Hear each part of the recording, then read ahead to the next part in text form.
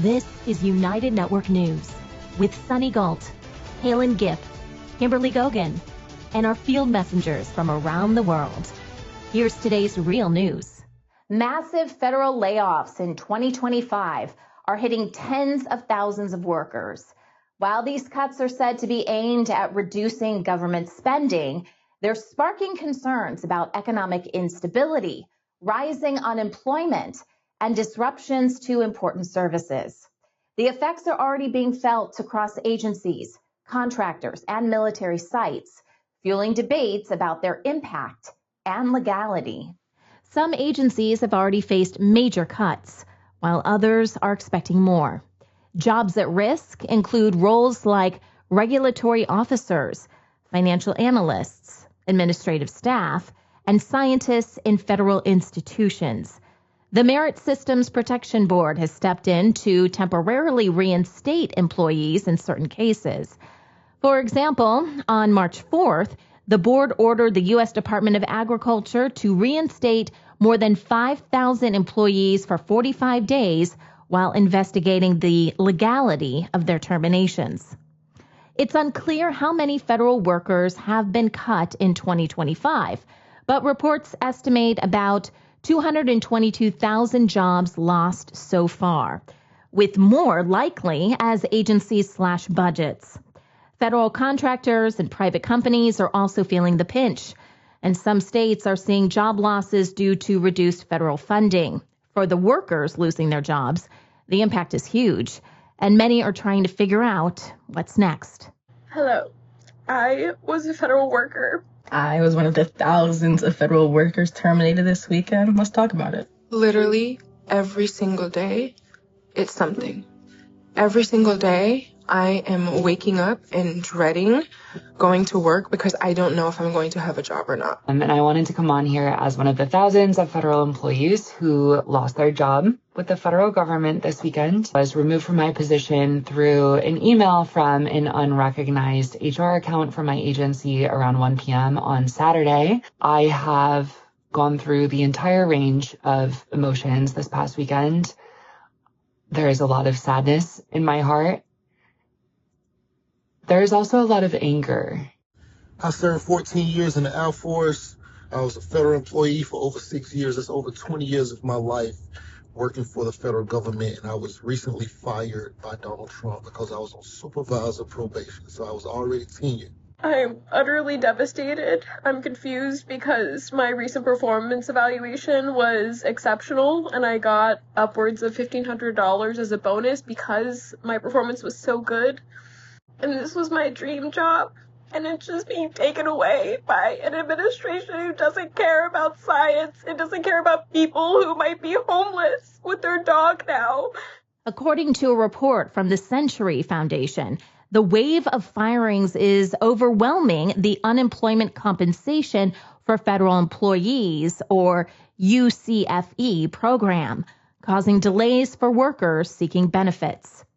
The UCFE program is similar to regular state unemployment benefits, but it comes with extra steps that can slow things down. Unlike state programs, states don't have access to federal employee wage records. This means they have to verify employment, salary, and separation details directly with federal agencies, which adds more time to the process. And with federal layoffs on the rise, this extra layer of bureaucracy could make things even harder for workers. Thousands of federal workers fired by the Trump administration will likely be eligible for unemployment benefits, which the federal government will be responsible for paying for. While states manage unemployment benefits, the agencies that fired the workers will be the ones responsible for footing the bill. How much the federal government will have to pay in benefits depends on a variety of factors, like the individual's salary and what various states' rules are. But the maximum benefit most people will be eligible for is $400 a week for 26 weeks. That could add up to millions of dollars for the federal government. And while the exact number of employees fired isn't clear, President Donald Trump and Elon Musk have indicated more cuts are coming. In general, employees can receive unemployment benefits even if they were fired for poor performance, something the administration has claimed is the reason behind the firing of many of these employees. However, several employees that NBC News spoke to said that they received positive performance reviews shortly before they were fired. The federal government, like any employer, can try to deny unemployment benefits, even if a state has determined that employee is eligible. But to do that, the federal government would have to prove that an employee committed misconduct or another action not in the employer's best interest, like showing up late to work or involuntarily leaving the job, according to the Labor Department. The Century Foundation report also highlights concerns about the fork in the road buyout offer made to 75,000 federal workers. This offer lets workers resign voluntarily with full pay and benefits until September 30th, 2025. However, accepting the buyout could disqualify workers from unemployment benefits since they are technically resigning. Some may argue they were forced to leave due to looming layoffs, but eligibility for unemployment would likely need to be reviewed individually. According to the report, state agencies must prepare for a potential increase in unemployment claims, especially from workers in vulnerable or probationary roles. Mike Maycomber here, providing you a brief update regarding the deferred resignation programs and the notices that have been reissued by several federal agencies. We're hearing some agencies are issuing a second round of the deferred resignation program, and this is the fork in the road memo that was sent back in January of this year. Several agencies, including HUD, Department of Defense, Small Business Administration, as well as the GSA, have all issued notices that they are going to continue this program. This provides employees who may have missed out on the deferred resignation program back in January an additional opportunity to consider the deferred resignation. Now, generally speaking, the way this works is once an employee tenders their resignation, they are going to stay on the rolls through the end of that time frame, which is still scheduled to be around the end of September there. Agencies have been notifying employees that until that deferred resignation has been accepted, they are to stay on the rolls.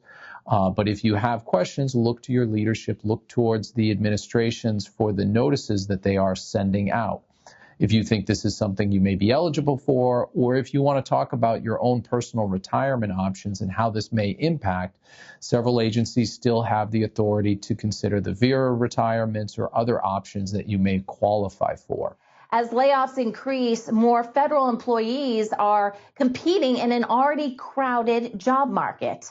While overall layoffs remain low, hiring has slowed due to economic uncertainty. Many workers are exploring new options like freelancing, starting businesses, or pursuing graduate school, with entrepreneurship on the rise. However, unclear communication about layoffs and ongoing uncertainty are impacting confidence and slowing labor market growth. Today is Noise Pollution Awareness Day. It's a reminder of how the constant hum, buzz, and roar in our daily lives impacts our health and well-being. From traffic jams to construction sites, noise pollution has become an unavoidable part of modern living. So the question is, how does it affect us? And what can we do to cut down its negative impact on our lives? Noise pollution happens when harmful or disruptive sounds affect people and the environment. While some noise is normal, too much noise can harm our health and well-being. Common sources include traffic, construction, loud music, and industrial sounds, even in quieter areas. Constant loud noise doesn't just harm our hearing, it can affect our overall health. This is especially true for those living in urban areas where noise pollution is most prevalent. Physically, it can cause high blood pressure, headaches, a racing pulse, and even serious issues like heart attacks with prolonged exposure. Psychologically, noise can lead to stress, anxiety, depression, and even fatigue. Noise pollution can also affect our ability to communicate and socialize effectively. Loud noises can make it difficult to hear or understand what others are saying, leading to miscommunication and isolation. In workplaces or school settings, excessive noise can hinder productivity and learning. Over 1 out of 5 Europeans are exposed to harmful long-term noise from road, rail, and air transport. Living in an area affected by transport noise is associated with an increased risk of developing a wide range of health issues, including cardiovascular, metabolic, and mental health diseases. It is estimated that the same proportion of children is also exposed to levels of noise that can have detrimental effects on their learning development. In Europe, nearly 550,000 cases of reading ability impairment each year are attributed to environmental transport noise. More than 80% of these cases result from road traffic noise, followed by 15% from rail traffic and about 1% from air transport. Almost 60,000 cases of behavioral difficulties annually are also due to environmental transport noise in Europe, where about 86% of cases are due to road traffic noise. The World Health Organization guidelines for community noise recommend that noise levels in school playgrounds should not exceed 55 decibels, while indoor classroom noises levels should not exceed 35 decibels. Noise pollution doesn't just affect humans. It has a profound impact on wildlife too, both in the ocean and on land. According to the U.S. National Park Service, it can mess with animal breeding, raising their young, and it can even speed up species extinction. Take ocean life, for example.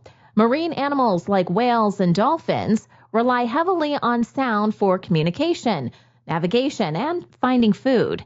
Excessive noise from global shipping, oil and gas exploration, construction activity, and naval exercises can disrupt their behaviors, sometimes even causing them to become stranded.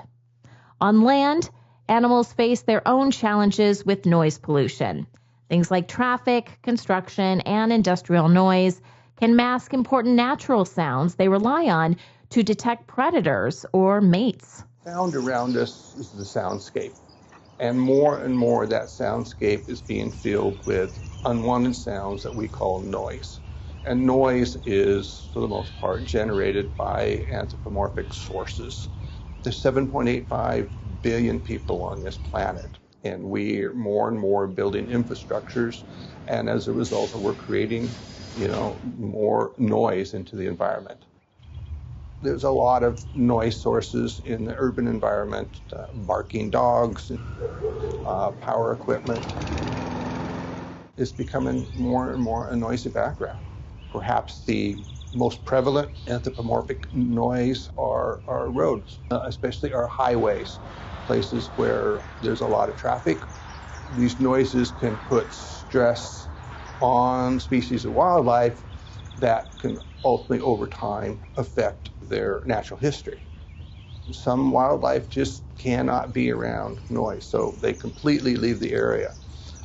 Many species of wildlife will change their behavior as a result of the noise. They may quit singing if they're singing, they may quit foraging if they're hunting.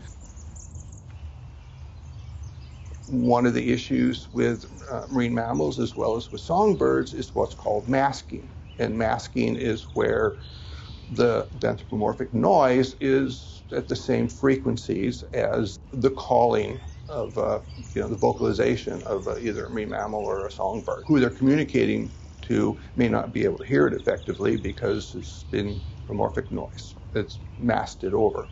In addition to the negative effects on humans and wildlife, noise pollution can also impact the economy. It can reduce property values in areas where noise levels are consistently high, as people are less likely to buy or rent homes in noisy environments. It also impacts worker productivity, especially in industries or jobs that require focus and concentration, leading to reduced efficiency and potential financial losses for businesses. Noise pollution is a bigger issue than many realize, but small changes can make a big difference. Solutions like pedestrian-friendly superblocks reduce noise and improve health. On a personal level, using quieter transport like bikes or electric vehicles, insulating your home, or cutting down on noisy activities can help. Spending time in nature is also a great way to relax and manage noise-related stress. Hey, I'm Kirsten from Switzerland. This is Wayne from Tucson. Hi, my name is Desmond from Ghana. I am Claudia from Dawsonville, Georgia. I'm Mikey from Pretoria, South Africa. Hi, I'm Steve McGrath, Fort McMurray, Alberta, Canada. People from all around the world are coming together. Happy day, beautiful world. We are here in a rather small urban garden, and this video is just to show you the joys that we've had in this garden with the electric gardening. When news happens in their area, they show us what's really going on. We have people in the streets protesting for and against. At United Network News, our field messengers are changing the face of news. This is Field Messenger Helen reporting with Nature, and I'm going to talk to you about the bees again. Take the next step in restoring our planet. Become a UNN Field Messenger today. Hi, I'm Stephanie from South Africa. If it's going to be, it's up to me. If it's going to be, it's up to me. It's up to me. It's up to me. It's up to me. It's up to me. It's up to all of us. We're UNN, and we're taking back the news. Step into a world of possibilities with New Earth, a groundbreaking series that shines light on holistic ways to live, work, and thrive. Join us weekly to discover new innovative ideas and explore the world around us as we, together, create our future, our New Earth. Who says breakfast is just for mornings? This veggie-packed cheesy sausage frittata is the perfect all-day meal, easy to prepare and loaded with flavor. UNN Field Messenger Amy shares her secret to creating the perfect frittata. Hi friends, Field Messenger Amy here, reporting for UNN from Parsippany, New Jersey. And I see you looking at my pearls, so you guessed it, we're cooking it up in the kitchen today. My favorite meal is breakfast. I can eat eggs for any meal. And tonight I'm making a frittata for dinner. So besides the eggs, I'll be mixing in some sausage, some vegetables, some onion, and making a frittata. Now you might be wondering, how is a frittata different from a quiche or an omelet? Well, an omelet is all cooked on top of the stove. And a quiche is put into a pie crust and then cooked in the oven. So our frittata doesn't have a pie crust, and like an omelet, we're going to cook some stuff on the stove, but an omelet you usually don't add milk to, where I'm going to be adding milk, which will be my ricotta, to this. So let's go make a frittata. So first up are my ingredients. My peppers I've had for a while, they're going to go bad, so I'll probably cook up like half of those. I have some portobello mushrooms that are sliced up. I'm going to do 2 onions. I'm going to use a dozen eggs. I'm going to use about 1.5 cups to 2 cups of the ricotta. That's going to be my cheese. I have some breakfast sausage. And I prefer breakfast sausage because it has the sage in it, unlike the Italian sausage. You know, I'm going for the breakfast, so it's got to have the sage. And then I'm adding some broccoli and some zucchini. So I'm going to fry up the mushrooms with the onions, and I will par cook the zucchini and the broccoli. And I will fry up and give a nice char to the breakfast sausage, and I'm going to do that in butter. So let's start cooking. So these are the ingredients all prepared to go into our frittata. I grated the zucchini so I don't have to pre-cook those. Those will cook when the eggs cook. I just used the broccoli florets, the tops. I cooked up the onion and the peppers. This is 19 links of breakfast sausage. I'm going to wait for them to cool down before I mix everything, because if you put it hot into the eggs will cook prematurely. This is going to be my frittata bowl. I layered the mushrooms on the bottom since we don't have a crust. I like to put something like that on the bottom. These are my eggs ready to be scrambled up. And there's my ricotta cheese. It's a whole milk ricotta. And then my seasonings I'm going to use is going to be garlic, oregano, some pepper, and some salt. That's everything cooked up. You can see the onions get translucent. The mushrooms get browned up when they cook. And so let's go to the next step. So it's cooking. It's been 45 minutes. You see how the middle jiggles when you move it? It shouldn't do that. So when the whole thing is cooked through, I'll put a knife in it to make sure it's ready. Okay, it's been 55 minutes. We'll do the knife test. We put it in, and it comes out clean. It means it's all cooked inside. So this is all ready. So let's have a taste. That is really good. Bon appetit. Matcha tea is a powdered green tea that gives you a smooth, focused energy boost without the jitters.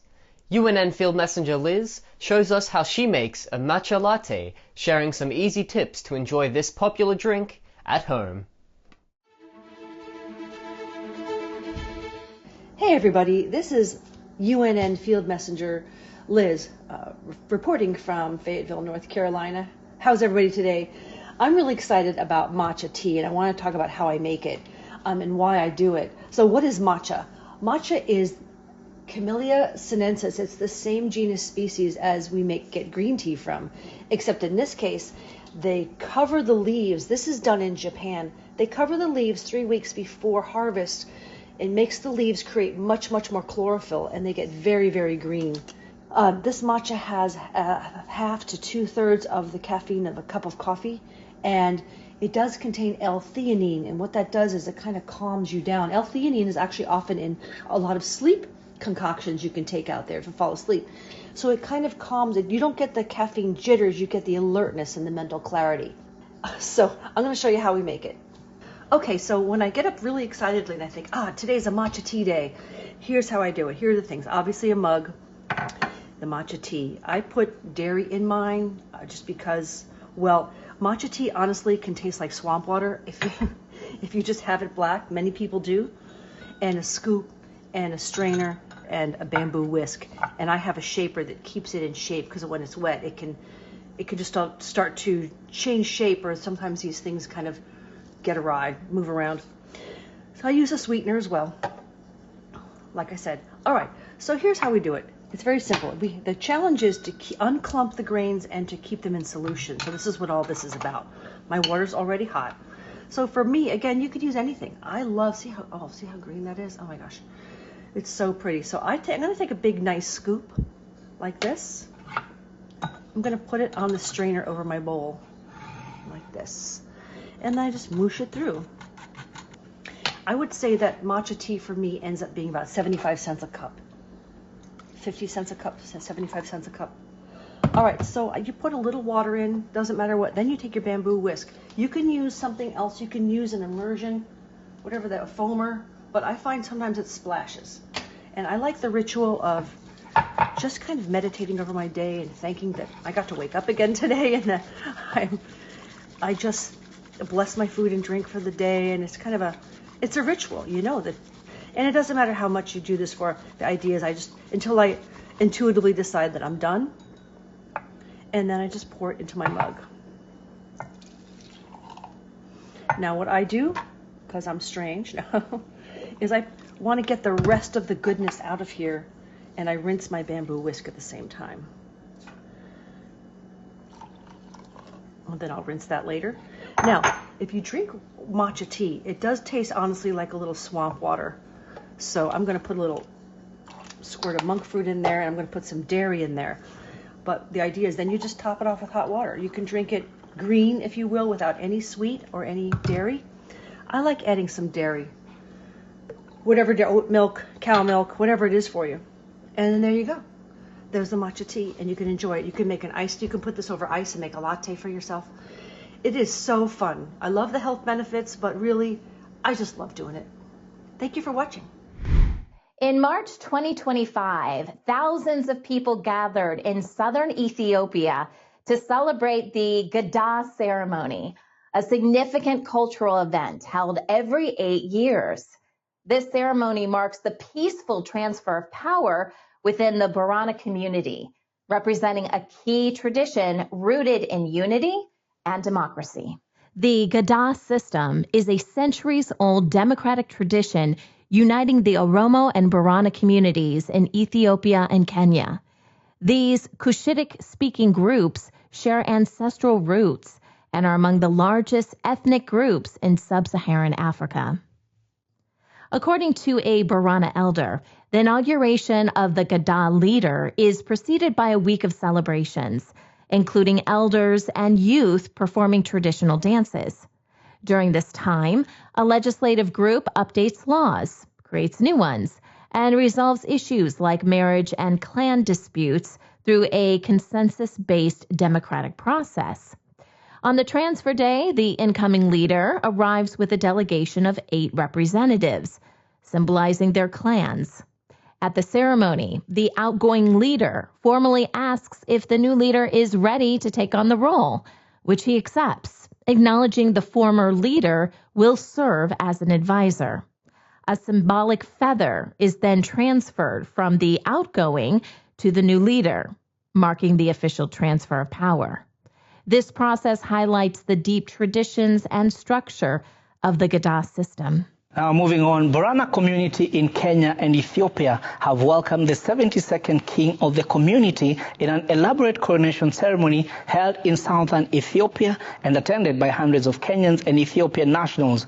Abba Gadaa Guyo Boru Guyo becomes the 72nd Bali Gadaa after the reign of Kura Jaso Kura came to an end after 8 years.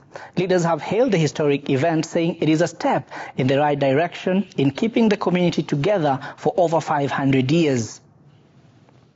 At Arero Goro, other Jila Badasa in Ethiopia, thousands gathered for a historic event that has guided the Borana community for over 500 years. The coronation of a new king bestowed with the responsibility of guiding the community and also ensuring the preservation of the Gadaa system. During the event graced by Marsabit Governor Mohamud Ali and President of Oromia Region Shemeli Sabdisa, Abba Gadaa Guyo Boru Guyo took over the reins of power as the 72nd Bali Gadaa from Kura Jarso Kura. Clad in traditional attires, those attending the celebrations got a chance to sample Borana Oromo heritage through traditional music, dances, and sacred rituals. The new Abba Gadaa is expected to serve for a term of 8 years and will head the Gadaa system, which has been recognized by UNESCO under the Intangible Cultural Heritage. The system regulates political, economic, social, and religious activities of the community, including conflict resolution and reparation. During the celebrations, the 72nd Bali Gadaa rode on a horse, symbolizing strength and courage of the new leadership expected to take the community forward. The Gadaa system is a unique form of democracy and cultural heritage celebrated through a vibrant festival. Married women lead a procession with symbolic wooden batons called sinki, used to promote peace during conflicts. Younger women join the parade, distinguished by different clothing colors. While women cannot hold top positions in this pastoralist society, they play crucial roles in the festival, building accommodations and preparing food. However, the Gadaa system allows women to participate in community meetings and voice their opinions. Boys are initiated into the system at a young age, learning history, laws, and leadership skills, starting as early as 8. They are later tested through physical challenges and acts of kindness, with older initiates identified by ostrich feather decorations. The festival is both a cultural celebration and a time to prepare the next generation of leaders. The other important concept to be talked about is that in the Gadaa system, you learn for 40 years and serve only for 8 years. It means there are stages. The Dabale, Gamme Titiko, Gamme Gugurdo, Kusa, Raba, and Rabadori is actually the transition, then Gadaa. At the age of 40, you become a Gadaa or you assume the Gadaa power. Imagine. It's like sharpening your axe for a long time to cut a big tree within a short period of time. That's it. That's the concept of Gadaa. The sequence is very absolutely. And the other, as you mentioned earlier, the Gadaa is being transferred from the Fulasa Gadaa of Kura Jarso Kura to the Mardida Gadaa of Guyo Boru Guyo. So this tells us that Gadaa transition is always powerful. And you lead for 8 consecutive years. It does work, like you serve for 4 years, then drop and come back like the modern one, the so-called modern one. And in Borana Oromo, the other important thing is you train youth from their very early age. As you know, the Gadaa system has been described by UNESCO as an intangible cultural heritage of humanity, saying the socio-economic and political, at the same time also ritual, tradition or system of the Oromo people. This means it holds all things. Gadaa is way of life for Oromo people, the very important thing. And also it is solution for the challenges of the modern politics in Africa, for instance. The 72nd Abba Gadaa, now 37, was chosen for his leadership potential, recognized in his teenage years. He'll lead the Borana people in southern Ethiopia and northwestern Kenya, handling disputes like cattle raiding and water access. While he serves an 8-year term, his successor will finish his training to carry on this long-standing tradition. The 2025 Fuerteventura Carnival was a 10-day explosion of color, creativity, and Indian-inspired themes. Locals and visitors came together in amazing costumes and lively parades. UNN Field Messenger Emma shares a fascinating look at this spirited event.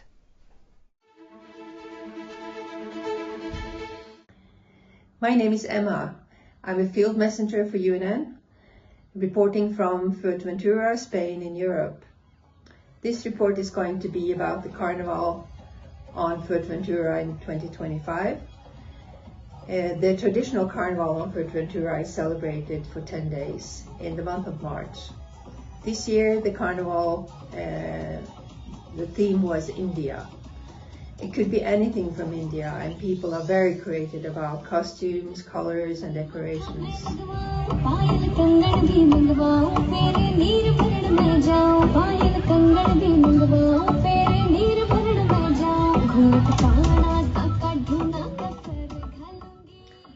Some people spend a lot of time and money on their costumes, on their bikes, their cars and trucks.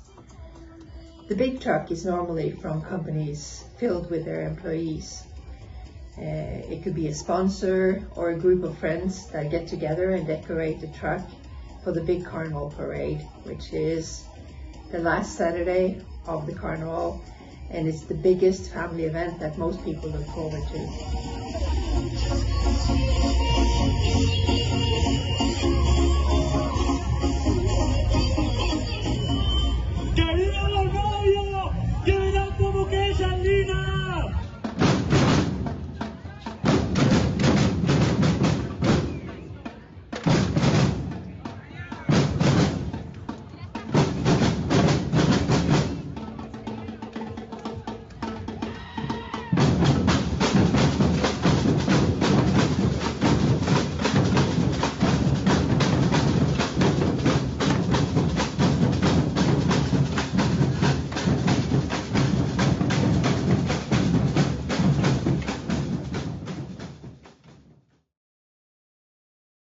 The theme India inspired a lot of people to choose from a palette of bright colors.